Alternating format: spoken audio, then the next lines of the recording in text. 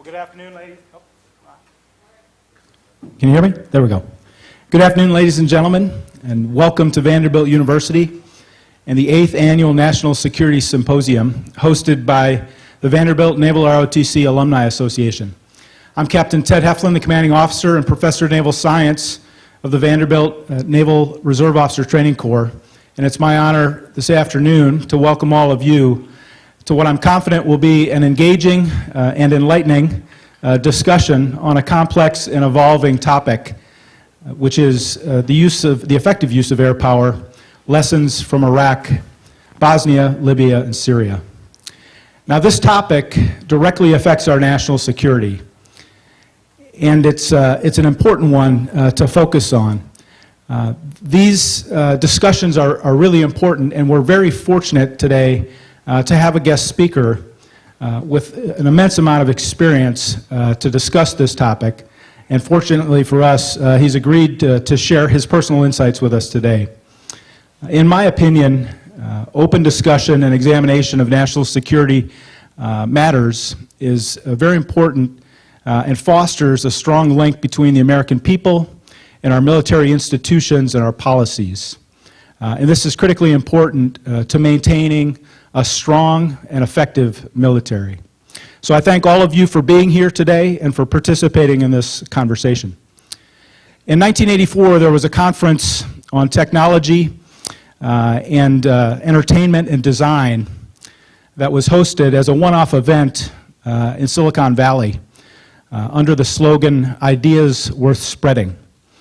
32 years later, that single event broadened its focus and included talks on cultural and educational topics, and slowly grew to become a series of global conferences with events hosted throughout North America, Europe, and Asia. Now, there's a streaming video today of these events, commonly referred to as TED Talks. And to this point, over 1 billion views of those videos worldwide. While the scope and size of our event here at Vanderbilt isn't quite the same, it's rather much different than the TED Talks, there is one key similarity that I'd like to point out, and that's that I believe one of the key features of TED Talks that's made it so successful is the ability to find speakers who are innovative and engaging and are willing to share their ideas, their stories, and their experience in a public forum. And that's exactly what we have here today with our guest speaker, retired Admiral Leighton Snuffy Smith. Now, there are many distinguished visitors in the audience today and some that are making their way here. Please, if you're in the back, come on forward and grab a seat. I can't name all of them, but I would like to take just a moment before I turn the mic over to our moderator who will introduce our guest speaker to acknowledge, thank, and recognize a few folks who have supported the Naval ROTC program here at Vanderbilt and whose work in putting on this event today has been incredibly important. First, I'd like to thank our guest speaker, Admiral Smith and his wife Dottie, for joining us today. Admiral, as a former junior officer who launched from the flight deck of USS America, flying missions in support of Bosnia Ops, I want to publicly thank you for your leadership and your decades of service. I truly consider you one of the living legends of naval aviation, and it's been an honor to get to spend some time with you today. I'd also like to introduce the chairman of the Naval ROTC Alumni Association, retired Rear Admiral Jerry Brest, and his wife Bird. And in just a second, I'll pass the mic off to him. Thank you, sir, for being our moderator today. I'd also like to acknowledge the president of the Alumni Association, Mr. Frank Walter, and his wife Margot. And I haven't seen if they've slipped in yet, but I want to acknowledge a couple other folks. One of the directors, retired Vice Admiral Kendall Card, and his wife Becky. Did she make it? So thank you, sir, for being here. And then we were expecting 2 of the advisory directors as well, Rear Admiral retired Riley Mixon and his new fiancée, Carol. I haven't met them yet. Congratulations. And then Vice Admiral retired John Mazak and his wife, Pat, were also expected to be here. I'd like to thank the faculty and the staff of Vanderbilt University, and in particular, Dr. Cynthia Cyrus, the Vice Provost for Learning and Residential Affairs, for her support of the ROTC unit. I certainly appreciate it. I'd also like to recognize a couple of my fellow ROTC commanding officers, Major Brian Gilbert, who's the Professor of Military Science, the Army ROTC program here at Vanderbilt, and Lieutenant Colonel Sharon Presley, who is the commander of the Air Force ROTC Det at Tennessee State University. Thank you both for being here and for your cadets supporting in this event. I'd like to thank my own staff and the midshipmen at Vanderbilt for the work they did in putting on this event. I'd especially like to recognize Lieutenant Jesse Ochoa, who I consider to be kind of the lead cat herder in making all this come together. Great job, Ocho, wherever you are now. I appreciate the work you've done. Last but not least, I want to recognize and thank my wife, my lovely wife Janice, for her support and being here today. With that, ladies and gentlemen, if you please help me give a warm welcome to the chairman of the Naval ROTC Vanderbilt Alumni Association, Rear Admiral Retired Jerry Brest.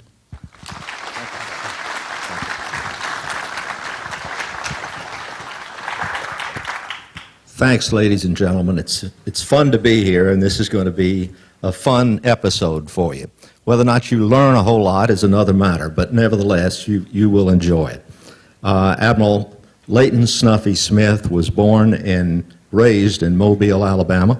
He was graduated from the United States Naval Academy in 1962, became a light attack pilot, and flew in many wartime combat sorties, some 280 of them in Southeast Asia.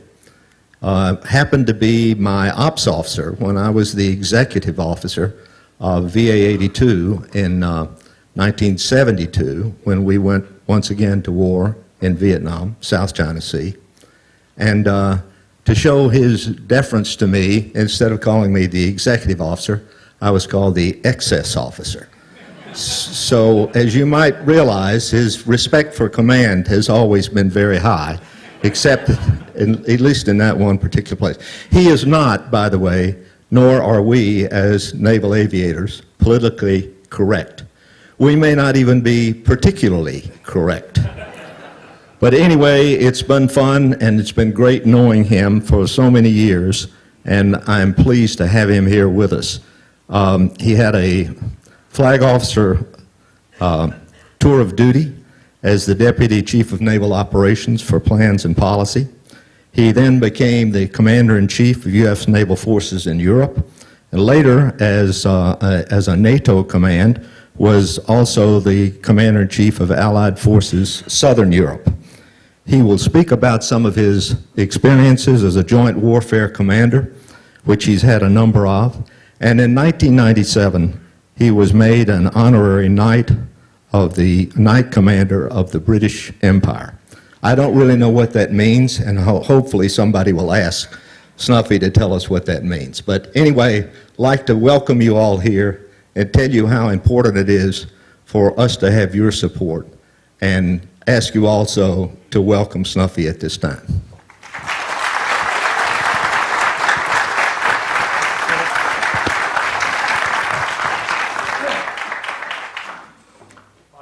Officer.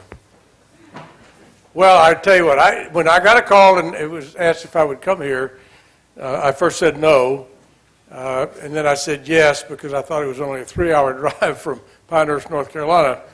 After 8.5 hours in the car yesterday, I realized that I was slightly off track. Anyway, I really am delighted to be here because, and I'm going to apologize up front. I forgot my speech. Actually, I've got it right here. But I do want to apologize because I am not an I, me, or my person. I don't particularly like personal pronouns when I'm talking about commands and things that have been done in the past. But the things that I'm going to talk to you about today, I was personally involved in. And so I'm going to be using the I, me, my words mainly to try to introduce issues and things that I was involved with and quite frankly delighted to be involved with because as it turned out, they were fairly successful. You need to know up front, though, that Jerry was a carrier skipper, Riley was a carrier skipper, John Mazak, who's not here, he's probably still sobering up. He's a carrier skipper. By the way, I took your advice last night and took a bus home after having too much to drink. You know, I'm amazed. First time I've ever driven a bus. Anyway, carrier skippers have these enormous egos. And that shouldn't be a surprise to you. I mean, there's only 11 or 12 of them. And they're great big ships, and when you say go right, 5,000 people turn right. You turn left, 5,000 people turn. You go to NATO, you turn right. Hey, let's take a vote. Anyway, on the bridge of every Navy ship, there's a microphone on channel 16. It is the VHF common frequency that we talk ship to ship with when we're crossing, and we make sure we don't hit each other. That's a very important thing when you're the sail of the ship, is to not have a collision at sea. So anyway, one night this carrier skipper was up on the bridge, and he's steaming across the North Atlantic at a good clip, and he looks out and he sees this flashing light. He walks over. Of course, you got to be very cool, you know. Flashing light on my port bow. This is the United States Navy ship. Request you alter your course to starboard 10 degrees, sir. Pause, pause. United States Navy ship, I suggest you alter your course to starboard 10 degrees. Captain, you don't seem to understand, sir. This is a very large ship that I command here, and we're traveling at a high rate of speed. I really would appreciate if you alter your course to starboard by 10 degrees. The sooner the better. Pause, pause. Captain, I strongly urge you to change course immediately. Pause, pause. Captain, I am the commanding officer of the United States Navy aircraft carrier. It's 90,000 tons of United States territory. I have 80 tactical aircraft aboard. I'm steaming at 30 knots on a mission of national security. I insist you alter your course. The sooner the better. Pause, pause. Mate, I'm a lighthouse. Your call.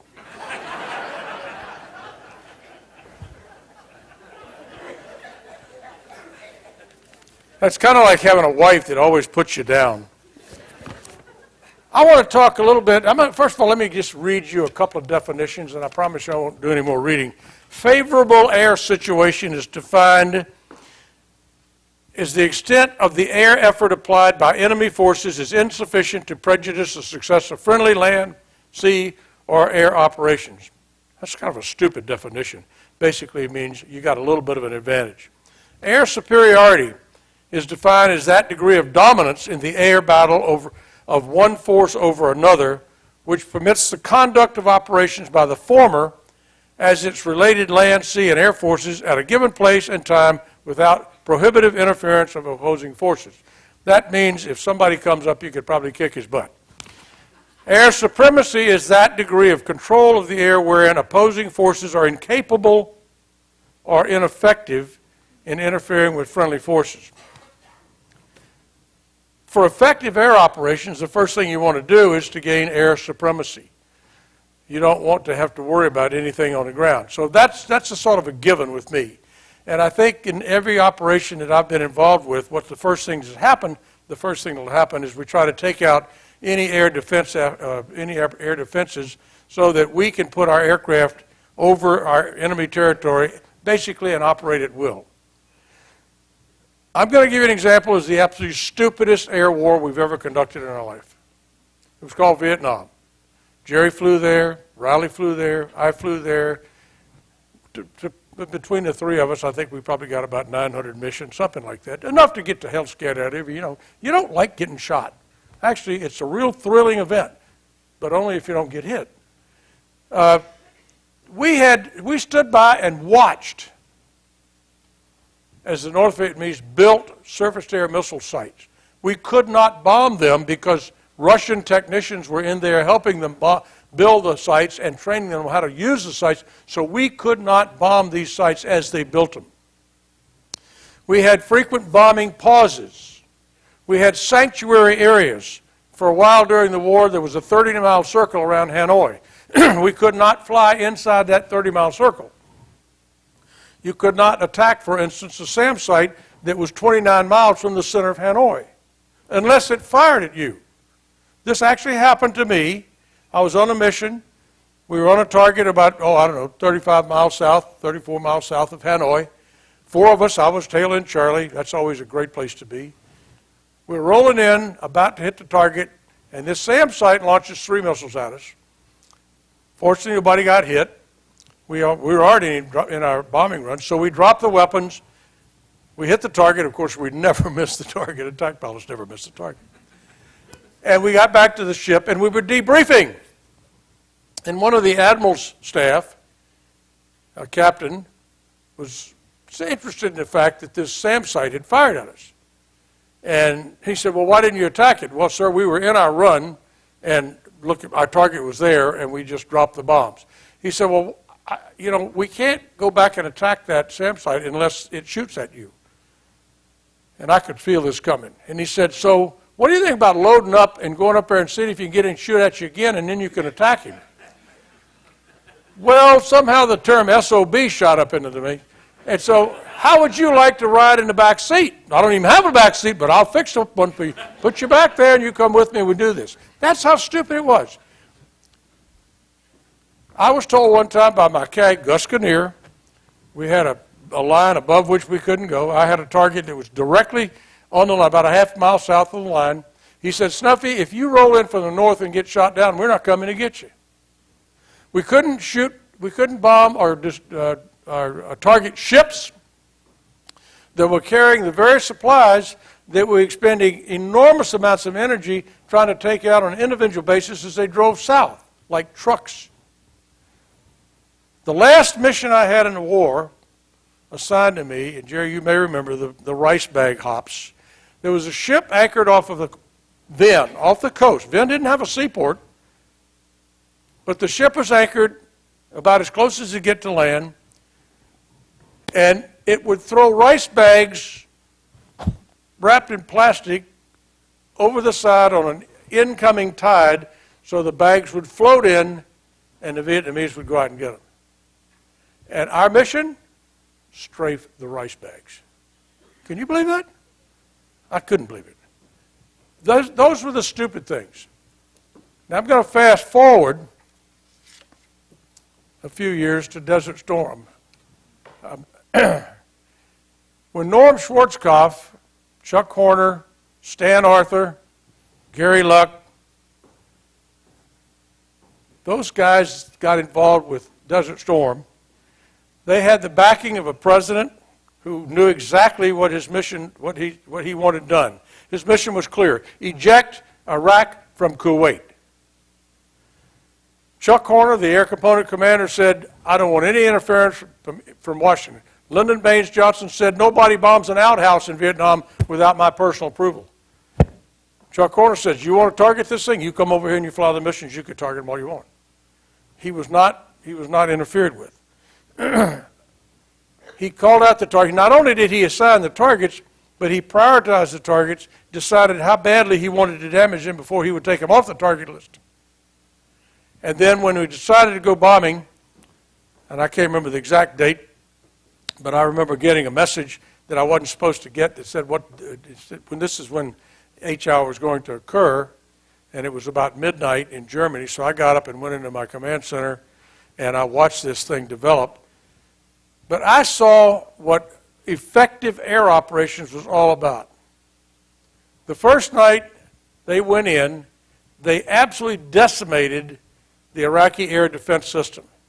And one of the reasons they knew that their targets were being, their aircraft were being affected was that Peter Arnett was with CNN, and his antennas broadcasting CNN Live were on top of the AT&T building in downtown Baghdad, which also happened, that same building also happened to house the Iraqi Air Defense Command and Control Center.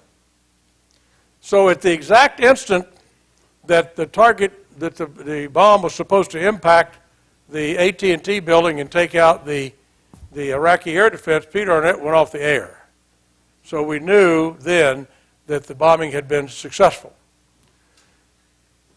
Those bombing operations, by the way, Riley Mixon was the battle group commander in the Red Sea for that, had 3 carriers over there. John Mozak, who should be here, but again, I don't know where the hell John is. Anyway, John was the CEO of the USS America, and he was over in the Persian Gulf, so they were involved in that regard. And I had been very fortunate because I was working with the greatest soldier statesman in the world, Jack Galvin, a 4-star Army general, who gave me the guidance to go down and talk to General Schwarzkopf and offer up European air assets flying out of Turkey, tasked by Schwarzkopf, into northern Iraq. So we had an air operation going out of insular Turkey into northern Iraq. So that was my involvement with that. And it worked absolutely perfectly. The air operations went on for about 5 weeks. We taught Saddam Hussein, who one of our erstwhile young officers said, Saddam won the toss and elected to receive. I wonder in my own heart what he must have thought. For 5 weeks he was getting the living hell pounded out of him. And it was so effective that when the ground war started, it lasted 100 hours. They had massive surrenders of Iraqi forces to helicopters. I'm serious. Hands up, here's a helicopter, one helicopter. You know, it was absolutely amazing. It was a perfect example of the effective use of air power. Why? Because they had a clearly stated mission and exactly what they wanted to do. In Chuck Horner's words, our aircraft and our equipment worked. The bombs, the precision-guided munitions worked. The pilots and the crews were well trained and knew how to operate those systems, and the ground crews kept those things going, and we just kept at it. Those are the things that make for effective air power. And the bottom line is they had good rules of engagement that gave them maximum flexibility on scene, and we had the resolve to take what I call the Powell Doctrine into account, and that is overwhelming force. Now, at the time, we had not yet invented the term shock and awe, but I'm quite certain that there are a lot of people that were in Baghdad that understood what shock and awe meant when that bombing operation was going on. Now, we want to talk about no-fly zones. The first no-fly zone actually came into being after Desert Storm. Now, I doubt if you all remember all this, but the Kurds were pretty much in northern Iraq. They have a sort of a de facto Kurdistan up there. That's what they'd like to have. But the Kurds had split from Saddam and basically revolted against him, and they didn't have the backing they thought they were going to get from the United States. And Saddam was going to exterminate them. And they began moving north, trying to get out of Iraq. And they wanted to go into Turkey.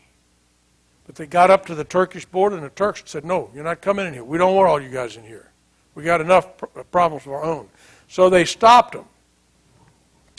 At that time, I was the director for operations at U.S. European Command, and we saw all of this developing, and it was just going to be a matter of time. I understand that Tony Zinni came in and spoke one time. Tony Zinni was the deputy J3. I was the J3. Nobody has ever worked with a better guy in their lives than me working with Tony. We had also worked with several other 1- and 2-star generals during the conduct of this war. So one Friday night, Tony and I and our wives were at Vitro's Italian restaurant down in downtown Patch Barracks, outside the gates of Patch Barracks. And we got a call. The president has decided to do something about the Kurdish situation. So we went back to the command center. We dropped the ladies off at home. Tony and I went back to the command center. I made a phone call. The call was, the president has decided to do something about the situation in northern Iraq. That's the only thing we got. I called General Galvin. I said, sir, what are your orders? Snuffy, stop the dying. 700,000 Kurds dying at a rate of about 400 a week. Stop the dying. He said, I think the best thing are airdrops. The sooner the better.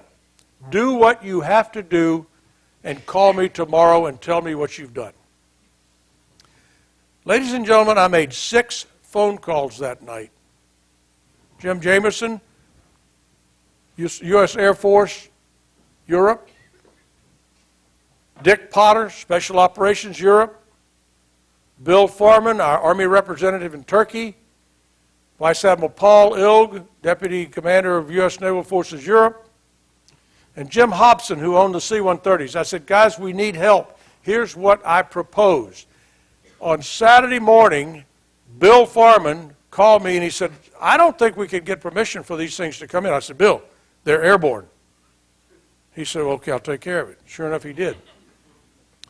We had 2 squadrons of F-16, 6 C-130s, and various other aircraft descend upon Incirlik and then spread out into the... We had backloaded a Marine Expeditionary Unit out of Sardinia who was on an exercise. It's underway to a Skidron. And I said, okay, guys, let's shoot for noon on Sunday for the first airdrop. I am the luckiest human being in the world. Because about 20 minutes after I said that, and by the way, I hadn't consulted with anybody, President Bush comes on the air and says, we have decided to deploy forces to Turkey, and we will begin airdrops no later than noon on Sunday. I called up Jim Hobson. I said, Jim, I don't give a damn if you just throw out 1 peanut butter Reese's cup. You throw something out of an airplane at noon on Sunday. Now, let me discuss just quickly the difference between unilateral operations, multilateral operations, and idiotic operations. Unilateral operations when you got it yourself. That when you make 6 phone calls like not one single written piece of paper anywhere. We didn't have email in those days, by the way. They didn't exist. Not one single written piece of paper went anywhere until Monday, and we'd already started the operations. You can only do that if they're U.S. forces operating unilaterally. Now, make no mistake about it. We invited other countries to join us, and the Brits were the first to accept that invitation. But they came in on our terms, our rules of engagement, and they were very effective. To cut to the chase, once we started dropping supplies in there, we turned out that, you got to be careful when you drop a pallet full of food on top of a whole bunch of people standing around underneath you. You're liable to kill a bunch of them. Hello? The mission is stop the dime, not kill them by dropping food on them. So we began putting helicopters in there. Well, I went down there and I saw the situation. I mean, it was absolutely unbelievable. These people were on the side of these hills. They were freezing to death, had no water, no food. We knew we had conquered that problem about 3 weeks later when they started asking us for scholarships to Harvard, and they refused to eat potatoes. So that all happened. I forgot to mention the fact that right about the second day of these operations, we were concerned. Norman Schwarzkopf said he felt he had been hoodwinked when he allowed the Iraqis to maintain the right to fly helicopters. All other aircraft were grounded by treaty. He just said, you fly them, we're going to kill you. So we decided, I think it was Jim McCarthy, a 4-star Air Force general, came with the idea, and I actually questioned the legitimacy of him doing it. He said, we're going to establish a no-fly zone over northern Iraq. That later became the longest, I think it was, it lasted 3 or 4 years, I think. And Boutros Boutros-Ghali, who was the Secretary General of NATO, never did anything useful in his life, said it was illegal. Well, it might have been illegal, but we didn't lose any airplanes. And the Kurds got resettled, a very unique way of doing it. But in order to do it, we had to have complete dominance in the air. No helicopters slipping in the air and shooting people down, or shooting people on the ground. It was one of the best exercises, the best operations I've been involved with. The next operation I got involved with was Dog's Breakfast. I mean, it was horrible. That was in Bosnia. I showed up on scene in Bosnia, or actually as commander of Naval Forces Europe and Allied Forces Southern Europe, and because Allied Forces Southern Europe basically is the NATO command from the Alps south, I had responsibility for the Balkans. So I inherited Bosnia and Herzegovina and the problems that they had in there. The UN had declared a no-fly zone but didn't enforce it, and in about an 11-month period there were like 11,000 violations, and they did nothing about it.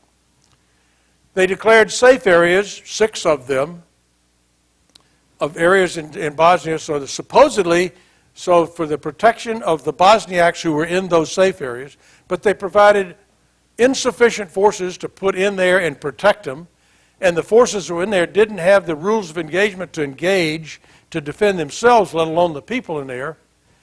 And so when the Serbs decided to attack Srebrenica in 1994, late 94, the UN decided, okay, we're going to allow close air support for the defensive operations of the UN forces that are protecting the safe areas. The problem was the UN was not a military force. They were insufficiently armed, they were insufficient in number, they had no planning capability, they had no mobility, they had nothing. They were very vulnerable. They were spread out all over Bosnia, they were routinely taken as hostage, and every now and then one of them got killed, and nobody seemed to care. Well, I showed up in April, and about 1 week after I got there, it had nothing to do with this. It happened that one of the Serbs killed a British special operations guy down at a place called Gorazda. Gorazda was one of the safe areas. The British general in Sarajevo, in charge of the Bosnian operations there, was a fellow by the name of Michael Rose, and he was an SAS guy, special operations guy. And he took exceptions to the Serb killing one of his people. So he called close air support. First time NATO had ever taken hostile action outside. In fact, I think it was the first hostile action ever conducted by NATO. And it was one F-16 strafing a derelict tank on a hillside. That didn't impress too many people. The problem was the United Nations was afraid to use air power because they knew if they did, that Mladic, you'll read about Mladic in the paper as General Mladic. I refuse to refer to him as such because he's an animal, and you'll find out later why. But in any event, he didn't care. And he continued to rub the United Nations' nose in it. Yasushi Akashi was the UN special representative to the Bosnian operation. He was stationed up in Zagreb. French General de la Prelle worked for him. Neither one of them were in favor. In fact, Akashi told me one time, the absolute last-ditch effort, the last thing I want to do is use force. I said, Mr. Akashi, your people being killed out there, your nose is getting rubbed in it daily, they're just running over you. He said, yeah, I know, but we're just very, very slowly. We negotiate very, very slowly. I said, yeah, everybody's going to die in the process. But we did not get permission to use air power. It was a fight. Now, we then were told, okay, we're going to strengthen this no-fly zone. Now, earlier, when Mike Borda, who I relieved, had been there, the NATO forces did shoot down 4 Galeb aircraft. But the Serbs continued to violate this no-fly zone by having an air defense system. They had several SA-6 surface-to-air missile sites. They had AAA batteries all up in the Banja Luka area, which is where they sort of congregated.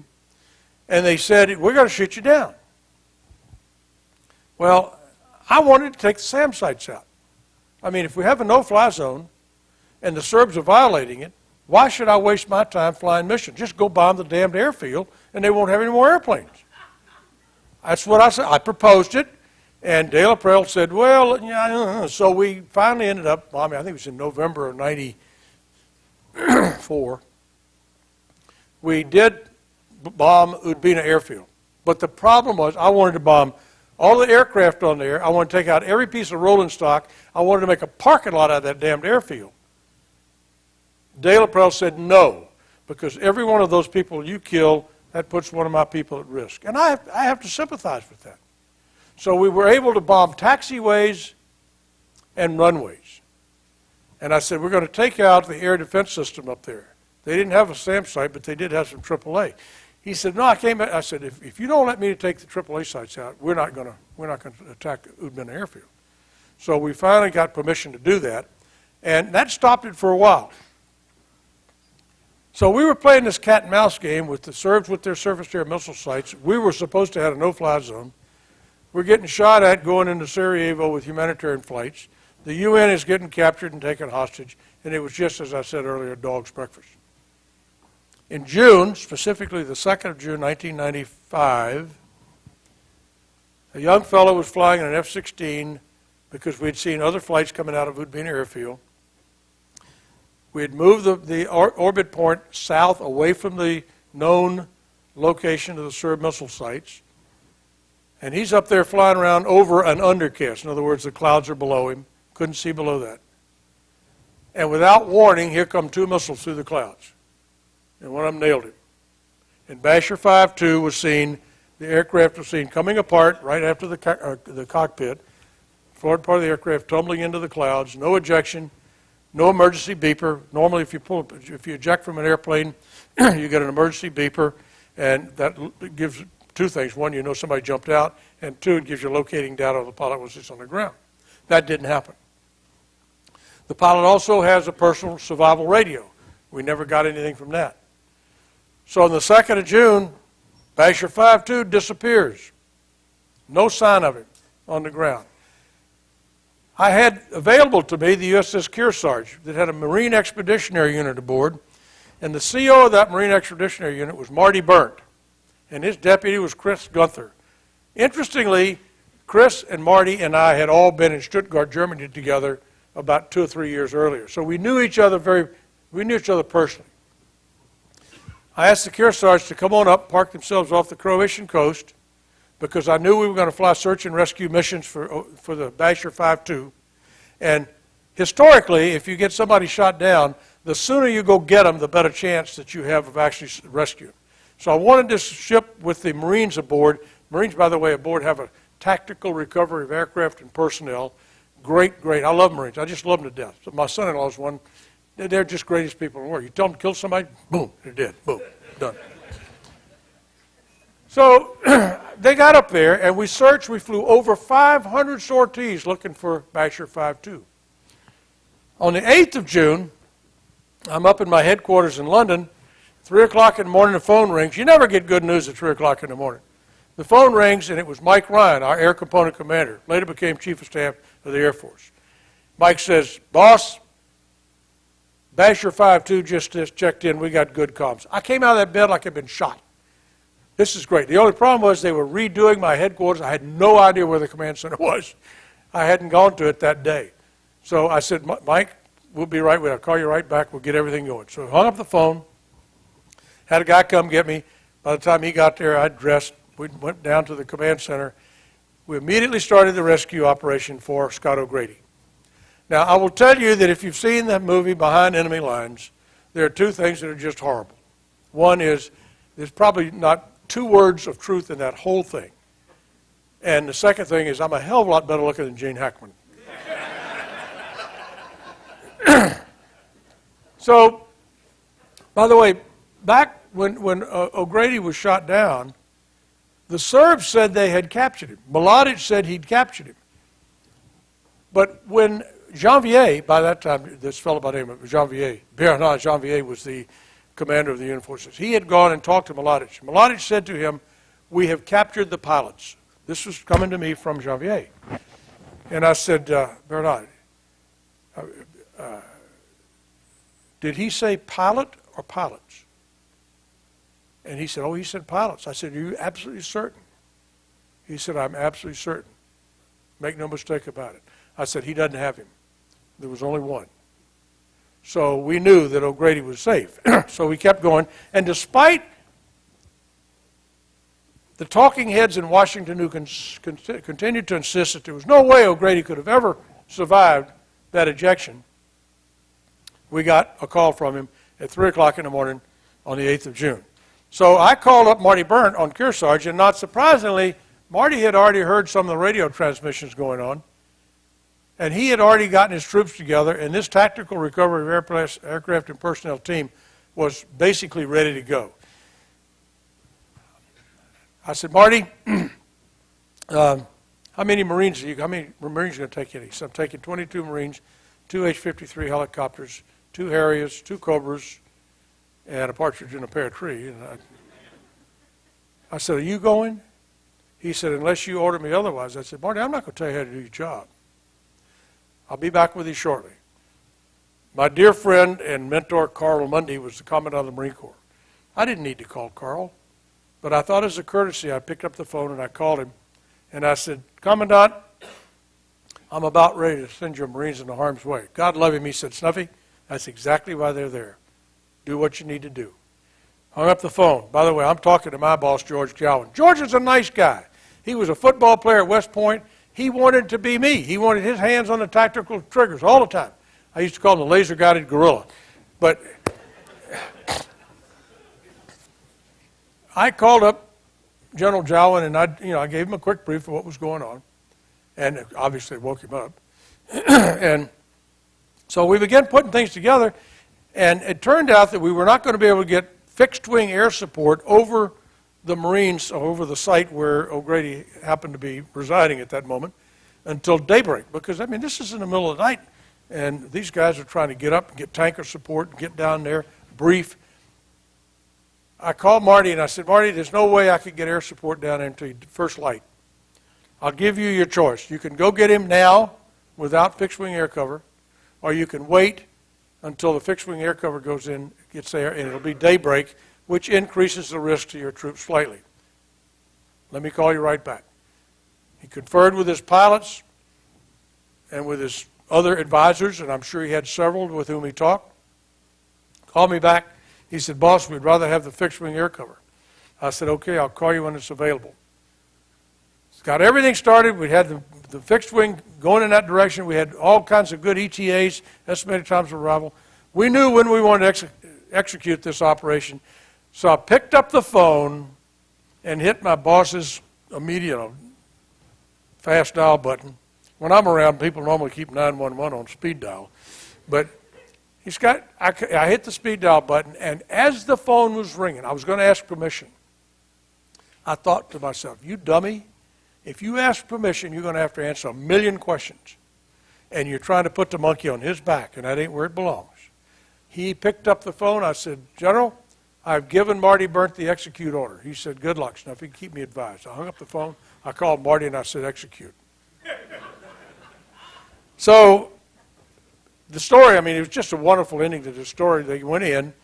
They found him right away. They landed, had a bit of a problem with one of the helicopters. It landed on a stump. They couldn't get the tail down, so the Marines couldn't get out. You don't know what chaos is until you got 20 Marines, all of them armed to the teeth. Adrenaline is 1,000,000, and they're trying to get out of a back gate that won't come down. And I mean, they're crawling all over each other. It's like a bunch of ants in there. The helicopter pilot picks it up, moves it, lands it. They all, boom, and they're out there. No sooner had they gotten out, here comes O'Grady out of the woods waving a pistol, which is the last thing you want to wave at a Marine, and with his stupid-looking hat on, and the gunny sergeant grabs him and drags him into the helicopter, takes the pistol away, and now they're trying to get all the Marines back in, which they do without too much trouble. They get back on Kearsarge. So the story is we rescued O'Grady. It was a great, great, great operation. I was so proud of it. Just as a quick aside, President Clinton, he supposedly monitored this whole thing on a blow-by-blow basis. And what he really needed in that point in time was something good to happen. And so he invited O'Grady to the White House for lunch. Well, the Marines were the heroes in this thing. So as it turned out, the Marines were coming into Naples, Italy, which is where my headquarters were on the Kearsarge. So I've got this young lady that worked for me, and I said, Barbara, I want you to call Marty Burnt and tell him we're going to have a reception for the Marines. If O'Grady can go to the White House for lunch, by God, the Marines can come to my house for shrimp and beer and pizza, whatever the hell I could buy. So then I called Dottie. I said, honey, I'm going to give you a great anniversary present. It was our 33rd wedding anniversary. She said, what is it? I said, we're going to have a little party at the house. She said, oh, really? I said, yeah, 150 Marines are coming over. So as it happened, our beautiful little blonde daughter and her equally beautiful brunette roommate from college were there visiting. And before Marty, he brought all these Marines in, and I grabbed him as he walked in the door, and I said, you better know who's here, and you better make damn sure they're all gone when you leave here tonight. I don't want any Marines hanging around this house. So anyway, let me finish up with Bosnia real quick. I still wanted to take out the SAM sites, but I still wouldn't give permission to do that. And we still were allowing attacks on safe areas. In July of 1995, the Serbs attacked Srebrenica. Am I running over time here? We okay? They overran Srebrenica, which is one of the safe areas. There was a 400-man Dutch battalion there, peacekeepers, supposed to protect them. They didn't have the means to do this. Mulattoes came in with tanks. On-scene commander called for close air support. He was denied. He asked for it again. It was denied. They finally got, interestingly, 2 Dutch aircraft in there, one of them piloted by a young lady, and she dropped 1 bomb on 1 tank. And the Minister of Defense from Holland called and said, stop, because his forces were in harm's way and they were going to get killed. And in their view, the UN forces were there to protect people, not territory. The Dutch battalion commander felt that he could protect the people and get them out. They put the women and young girls, you march to Sarajevo. They sent them off walking. They took between 7,500 and 8,000 men and boys and put them in a bus and killed them. All of them.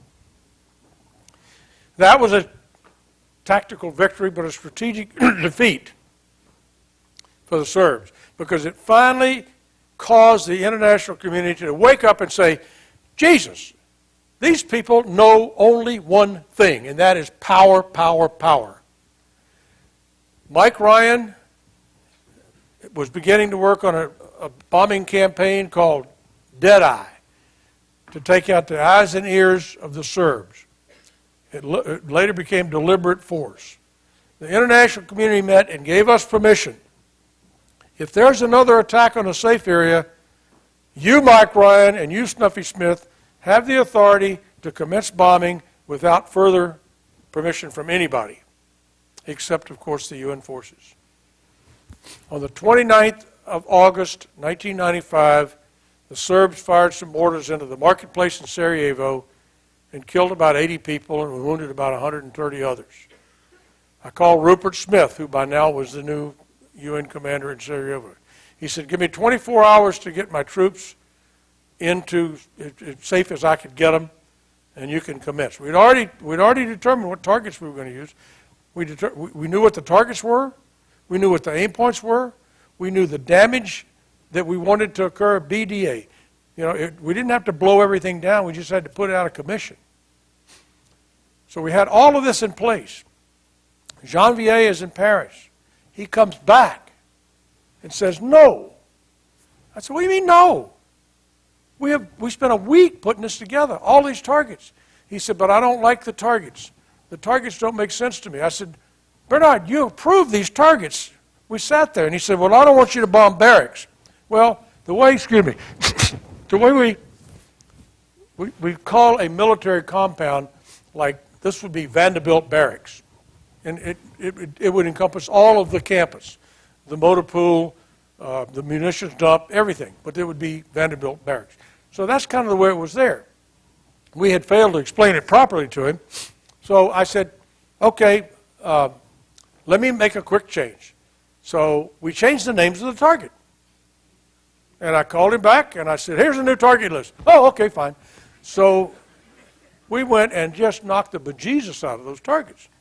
And I mean, they just did a wonderful job. And the net result was this led to the Dayton Peace Accords. And then on December 20th, 1995, I deployed in there as the first ever out-of-area NATO operations with 54,000 ground troops from 37 different nations operating for a Navy admiral in a country that ain't got no Navy. Now you figure that one out. One of my favorite stories, we were afraid that we were going to be able to have trouble getting the Serbs to respect us because they had basically not respected the UN forces. So we knew we were going to have to do something to get their attention. So we bulldozed several observation points that happened at the time we bulldozed them. They had a couple of Serbs in there. Okay, fine. You want to stay in that? It's fine. But my favorite story is I'm sitting in getting a command brief the second morning we were there. I love the Brits. God, I love the Brits. So, last night we had a armored vehicle taken under fire from a Serb position They fired 36 shells. What'd you do? They dismounted and they fired 47 shots. I said, no, I don't care. Did you destroy the bunker from which the shots came? Destroy some. Let me tell you a story. True story. About a month ago, a tank was driving down the road near Tuzla. It was taken under attack by a Serb position. The female tank commander stopped the tank, sighted it in, and blew the bunker away. She came back and she was been interviewed by the press, and they said, how many shells did you fire? She said, 28. Well, why in the hell did you fire 28? She said, that's all I had. Gentlemen, that is my definition of reasonable response.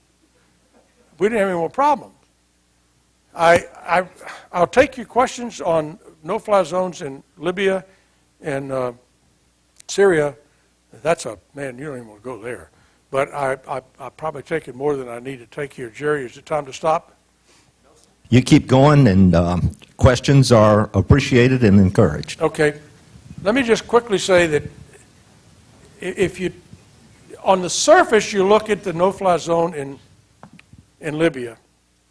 The United Nations declared a no-fly zone because Gaddafi was supposedly attacking civilians in the western part of the country and decimating them. And the United Nations resolution, no-fly zone, was to prevent, it was take all necessary force to prevent the harm, the destruction of the civilian population in wherever it was.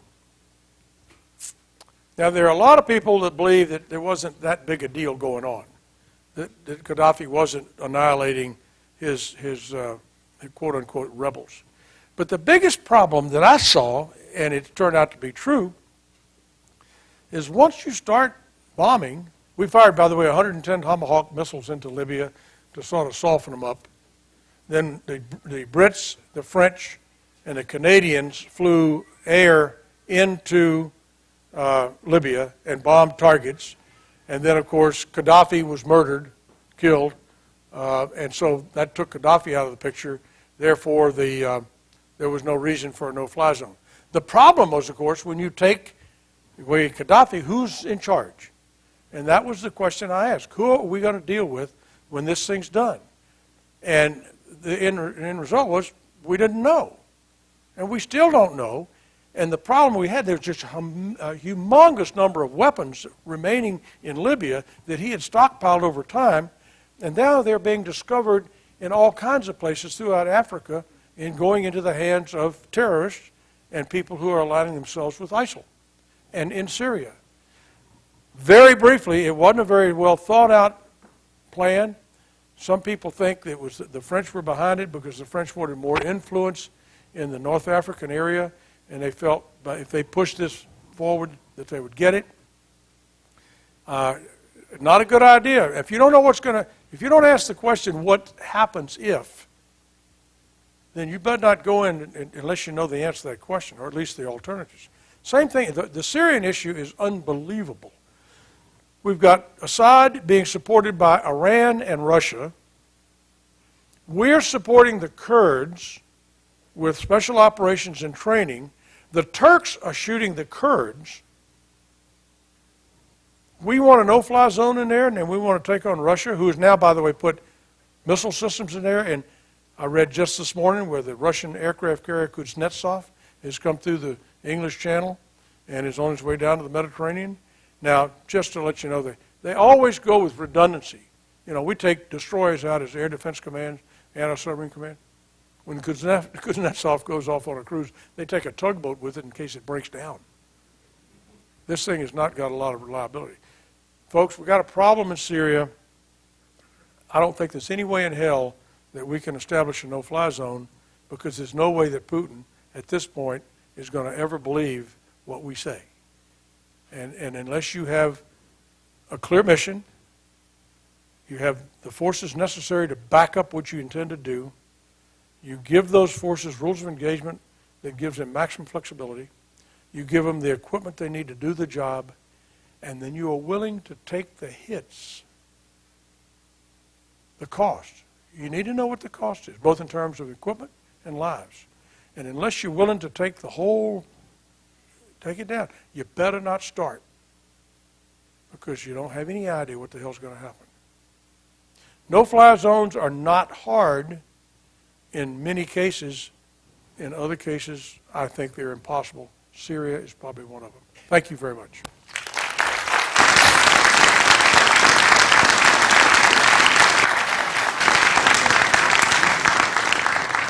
We'd love to have any questions that you may have. In fact, I hope somebody's going to ask how he became a Knight of the British Empire. That's over my head. Well, why don't I just let you ask that question? But I'm going to find out what this young gentleman here wants to know first. Good afternoon, sir. Midshipman Third Class Cockram. What would be your biggest advice for a new junior officer in the Marine Corps / Navy? Enjoy the hell out of it. I see. I got to tell you, I had a great session today at lunch. I had so much fun as a junior officer. Last night, Riley and Jerry and John Mozak and I went out to dinner. We acted like lieutenants again. I mean, it's unbelievable how much fun we have. You make those kinds of friends as a junior officer, so they're going to be your friends forever. You go into a war with some of them, like we did. You know, this guy, he was the XO. He looked like a basset hound crawling in the back of a pickup truck when you get aboard a carrier. It's supposed to be a precision crash landing, but we always joke about that. I would tell you this. Be yourself. Do the best job you can. Find yourself some good mentors. That's where I made it. I had mentors that were just absolutely unbelievable. And I had people who forgave me for being stupid at times. Don't be afraid to make mistakes and go for it. Yeah. I think I made a mistake. I recommended you for command advancement. I knew that was going to happen. Okay, how did I get knighted? I'll be right with you, sir. I had command of British forces in the field. The United States was being very, very strident in terms of how they wanted to be more aggressive in Bosnia, but they didn't want to put any troops down there. And the Brits had forces on the ground. And the Brits knew that if we became more aggressive, and the U.S. never bothered to really look and see how vulnerable the United Nations were. So I protected British forces by pushing back on the U.S. in their position of being more strident. And I got pummeled for it. The guy that I went head to tail with was Dick Holbrook. And I mean, he is one tough guy. And I just said no. And you know, when you get to be a 4-star, you got absolutely no promotion potential whatsoever. Who cares? So Peter Inge was the chief of defense staff, and he told me that you got this because you protected British forces in the field in the clearest sense. Now, when my wife and I went to get this honor, and we were staying at the ambassador's home in London, and I've got on my beautiful service dress blue uniform, and she's dressed to the nines. And I look at her and I said, "Sweetie, in your wildest dreams, did you ever think we would be going to Buckingham Palace for me to be knighted?" She said, "Sweetheart, you're never in my wildest dreams."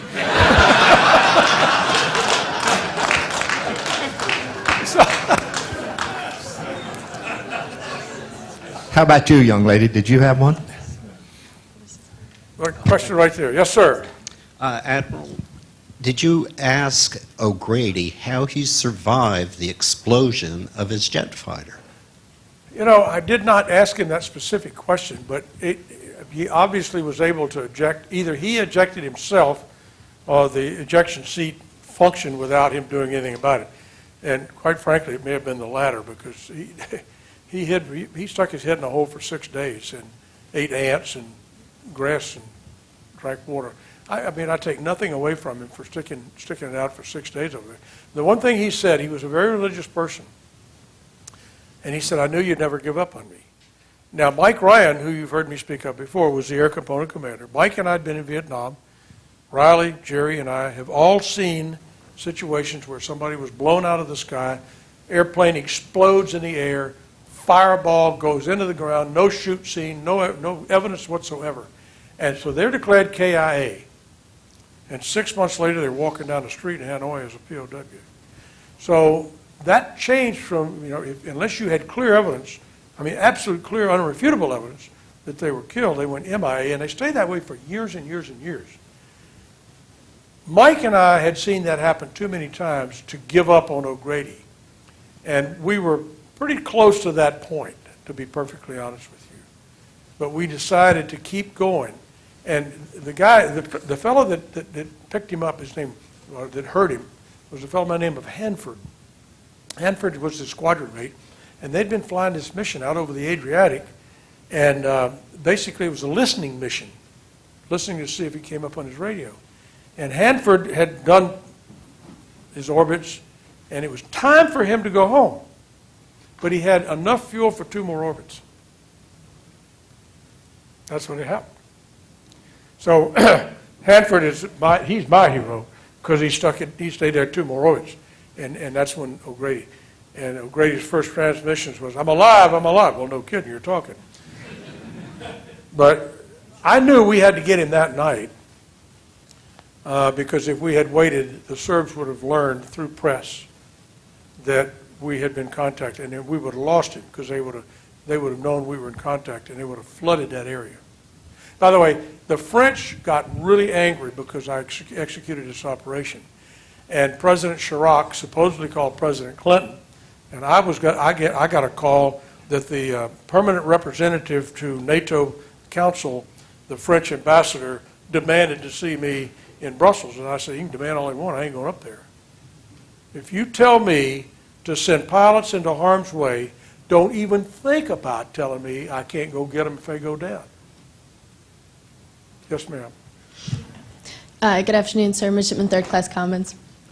I would like to know, what is the most difficult moral decision that you've had to make? Moral decision? Yes, sir. Whew, wow. I can probably answer that right now. That's a great question. I'm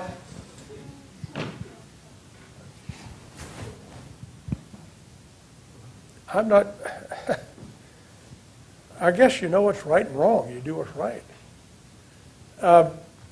Sometimes, your enlistment oath, I will obey the orders of the President of the United States, the lawful orders of the senior officers appointed above me. And that's the big difference, the big thing, lawful orders. I've never gotten an unlawful order. I've gotten some I didn't agree with.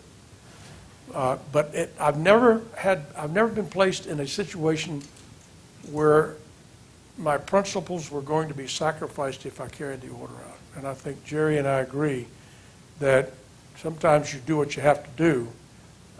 As an officer in the military, you either follow your orders or you resign,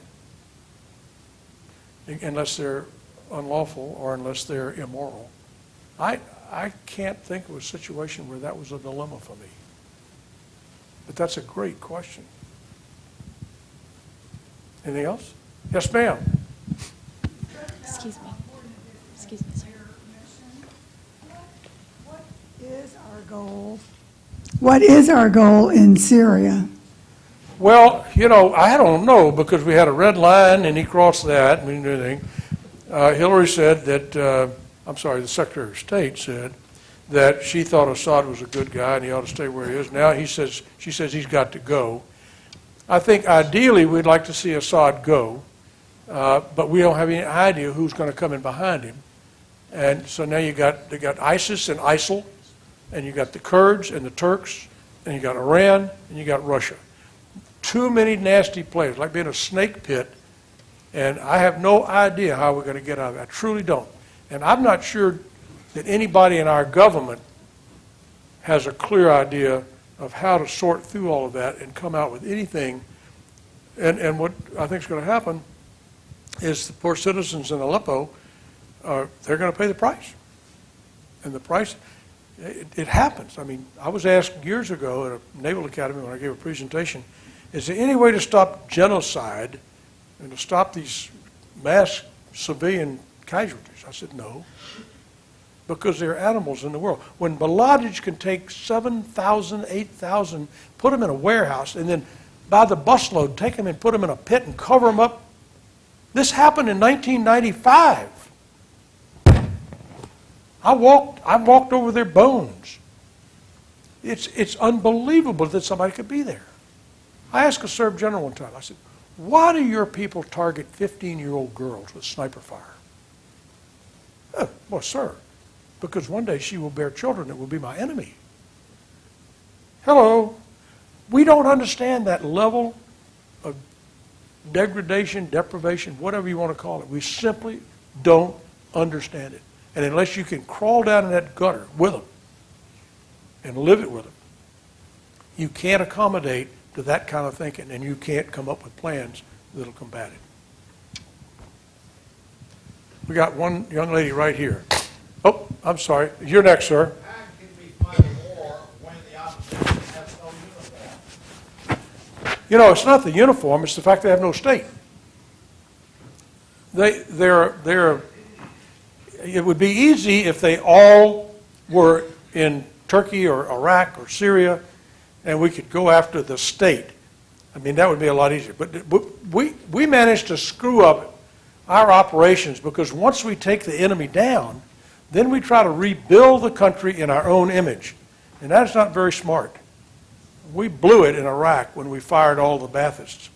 We disbanded the army. So immediately you have thousands and thousands of unemployed army people who could have been keeping pretty good. I mean, okay, so bring them in, make them work. We just don't do things very smart.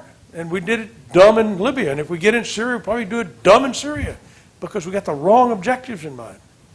2 more questions, please. Admiral David Bunton, Commander of the United States Navy, retired. National security is getting a lot closer to home. It's not an issue about over there anymore. It's right. I mean, it's here. It's among us here. Sounds like when you talk about you've got the tactical piece all figured out, I get concerned about the political piece. And it looks like the political piece is much more elusive at this point than back when you were doing it. And I'm trying to get a sense for these young midshipmen and cadets that are here. What are they looking at going forward to be put in harm's way over stupid decisions or people that can't keep classified information straight at high levels and things like that? What's that future going to look like? Serve with honor and be ready to take advantage of any opportunity to put it back on course. We're in trouble. Our nation's in trouble. And I think we will survive, but there's going to be kind of a hard road here. I can't answer your question, but because, let me give you an example. When President Kennedy, I think, started his national security staff, he had 71 people that he confided. And I'm sorry, he had 7, and it built over time to 71 people. There are 1,700 now. Now, I know people who are who make the decision to pull the trigger on a drone. And I've been in the room when they had a guy in their sights. He's on the kill list. We got him. Now we got to go up and we get permission to say. Every Secretary of Defense that has worked for this administration, and I don't want to get into political discussion, but this is a fact, every single one of them, in their writings after they left, said that backbencher, inexperienced, 30-something-year-olds overrode the advice of the Secretary of Defense on military matters of great import. And I know for a fact that we've had people in the sights, and it's taken too long to get permission to pull the trigger, and by the time they get it, they're gone. And I know the people who had their finger on the trigger. Somehow or another, we got to get by that. they've got a system in Washington that's supposed to advise the president. They're not supposed to make policy and be the ones calling the shots for some poor guy that's risked his life out in Somalia. He's got a guy that we want very badly, and he's got him in his sights, and all he's got to do is squeeze the trigger, and we can't get permission. Dumb. All right, who's next? Hello, sir. Good evening. I was wondering, in terms of the international scope right now with the whole Syria situation, it seems like the entire world is looking at what the United States is going to respond to that, because I feel like, and a lot of people feel like, Putin is doing a lot of this to kind of glare at the United States and exert power. So with this kind of pseudo Cold War that's looking like it's going to happen, what would be the best response, whether to go in full force and possibly have some kind of war or proxy war, or have a very messy situation in the Middle East, or to take more of a passive stance and have Russia show off its muscle and basically kick the United States out of its seat? Don't ever publicly challenge Putin. You challenge him privately in his office, but don't ever make a public challenge, because he won't yield. And he has no respect for this administration. We've said too many times we're going to do X if they do Y, and they've done it all, we've done nothing. So he realizes that he can do just about any damn thing he wants, and we're not going to do anything. So the bottom line here is, if you challenge him publicly, you're going to lose. So you have to go at him a different way. And you might be able to do things like, now, Vlad, my buddy, I'm telling you, if you go messing around over in Syria, we're going to freeze all your bank accounts over here, all of them, not just a few. We're going to cut you, you'll be a world, you'll be excluded from all kinds of world trade deals. And we could do that. By the way, did you know that a lot of sites today went down? I wonder why that happened. Maybe it was because John Kerry said we might conduct cyber warfare against the Russians. You think maybe they preempted us? Don't take him on publicly. Dumb. But when you say something to him privately, you better god darn well mean it. I like Powell's maximum or overwhelming force. But you don't want to go to war with Russia. That is not something you want to do. Can we have the one question behind him? Absolutely. Yes, sir. Just have one question for us. I'm good. Sir, we have a lot of amazing aircraft, in our military, but a lot of times takes decades to bring them online, whether it's with the Osprey or the Joint Strike Fighter. By the time these things get to the fleet, the budget is not a plan, it's a punchline. And I just want to know, if you've got a long history with aviation and the acquisition of these assets, has it gotten worse or is it getting better? It's his fault. He used to be the director of Naval Warfare. No, I got to tell you something. Riley Mixon was the greatest director of Naval Warfare we ever had, Naval Air Warfare. And he made things happen that people didn't think could ever happen. But the fact of the matter is, we put the JSF started in 1992, and it started out as a JSA, Joint Strike Attack Technology, avionics technology. And it was an attempt to marry Air Force avionics technology to Navy. Why do they have a different altimeter on an Air Force aircraft than a Navy aircraft? Why do they have a different oxygen mask? So let's stop spending all this money for two different things and combine them. So Joint Aviation Strike Technology was the plan. That turned into a DOD-directed JSF.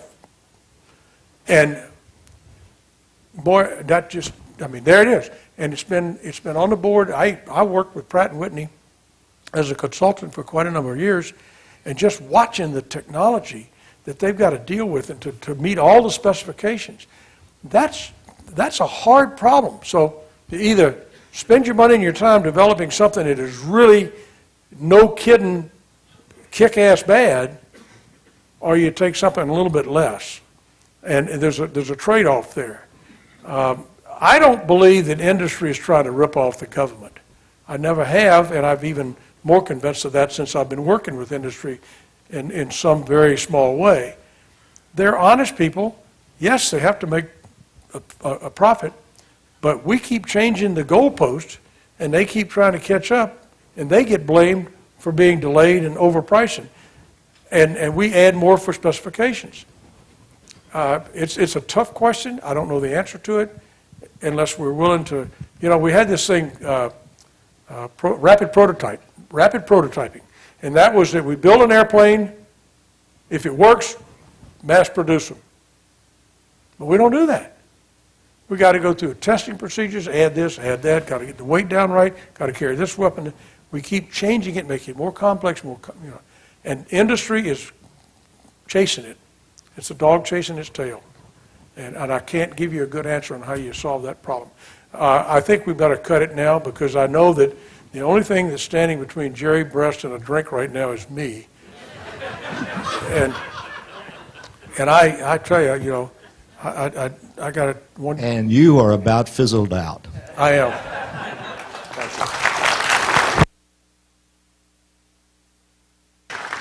One last thought. Thank you all for coming, and thanks to Admiral Smith. But I want to make one point to all of you future NROTC alumni folks that are out there. The heart and soul behind this support for the NROTC unit has been Frank Walter from New York City. Thank you. Sir, thank you very much for coming out. I know as midshipmen we're very proud of having the opportunity to hear from those who came before and hopefully carrying on that legacy, sir. So Thank you very much. It was a pleasure to be here. Hey, great. Super. This young lady right here wants to be a jet pilot. All right. Thank you very much, ladies and gentlemen. My great pleasure to be here with you. Who you are, Admiral Smith? Sir, oh my God.